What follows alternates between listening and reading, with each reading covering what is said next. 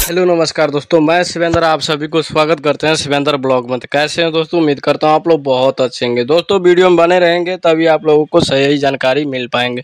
दोस्तों बता दूं, खेसारी भैया का आज जो ट्रेलर आया संघर्ष 2 का, काफ़ी बवाल मतलब ट्रेलर है। आप लोग ढेर सारा प्यार दे रहे हैं, ऐसे ही ढेर सारा प्यार आप लोग बरसाते रहिए। तो दोस्तों बता दूं, काफ़ी गजब का है।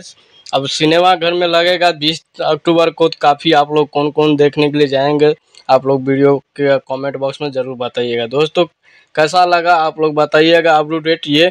और दोस्तों बता दूं, काफ़ी गजब का है, उसमें कृति कुमारी भी है और खेसारी भैया तो क्या गजब का फोन किए हैं।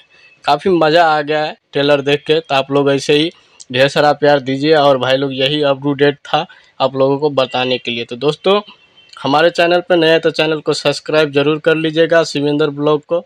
तो दोस्तों ऐसे ही प्यार देते रहिए और भाई लोग फुल वॉच कीजिए। चलते हैं अगले वीडियो।